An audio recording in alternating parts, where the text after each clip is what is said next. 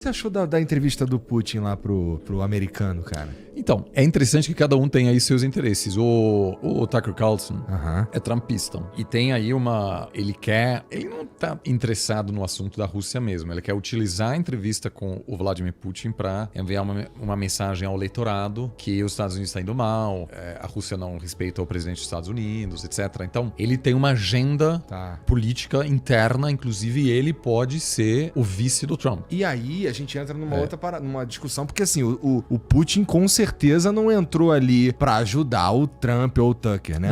Não. Ele tem um objetivo com isso também. Inclusive o Putin não está sendo entrevistado por nenhum dos meios principais ocidentais. Um cara relevante nos Estados Unidos viajar até Moscou, fazer essa entrevista. E o Putin meio que tratou o Tucker Carlson mal, entendeu? Meio que... Então ele internamente pode falar...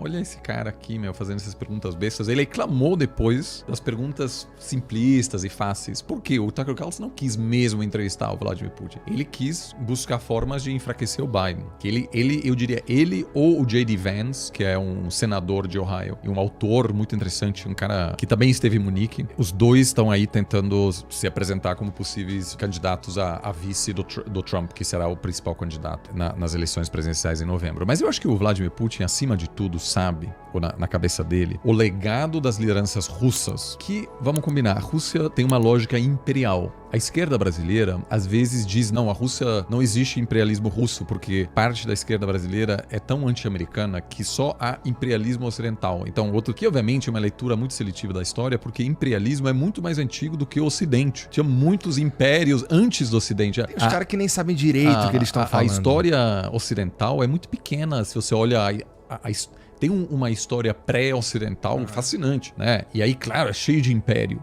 Né? E no outro dia foi interessante porque o Vladimir Putin, nessa entrevista do Tucker Carlson, ele disse, olha, ele justificou a ambição russa de retomar, de controlar a Ucrânia, dizendo que aquilo já no passado fez parte da Rússia. Então, o ex-presidente da Mongólia postou um mapa e disse, isso aqui tudo foi Mongólia no século XV. Vamos receber tudo de volta. Porque, obviamente... É um argumento de merda, né? Porque... Né, eu sempre digo assim, a família da minha mãe vem de uma região chamada Alsácia, que antigamente era Alemanha, hoje é França. Então perderam tudo. A família do meu pai vem o que antigamente era Alemanha, hoje é Polônia. Perderam tudo.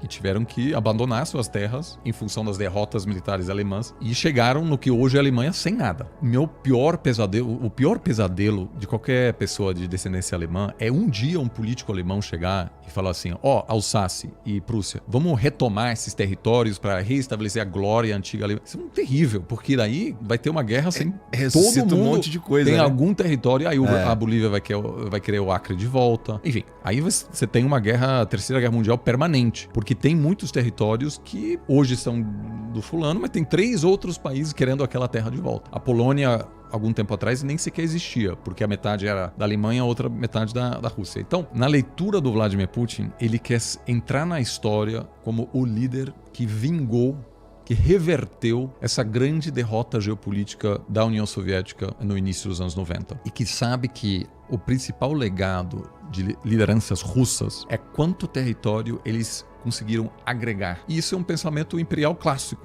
né? Porque não há uma fronteira clara. O problema de qualquer império é que, diferentemente de um Estado-nação, nunca há clareza sobre onde está a fronteira. Porque se você sempre quer agregar mais território, então a Ucrânia pode ser, então, por que não metade da Polônia? Ou seja, não está claro, e o Putin, o que assusta muito os vizinhos, fala sempre do mundo russo, Ruski Mir, ou seja, isso é um termo que inclui todas as pessoas que se consideram russos e que falam russo. Só que tem um monte de russo nos Bálticos. Então os governos dos países bálticos estão com essa justificativa, a Rússia pode invadir vários outros países, né? Isso é muito complicado, porque, por exemplo, em Alsácia tem muita gente falando alemão, só que eles são franceses, porque a Alemanha aceitou, né, que aquilo não faz mais parte da Alemanha. Eu espero que nunca mais queira ocupar esse território novamente. Então, eu acho que o cálculo do Putin não é o estado da economia a curto prazo,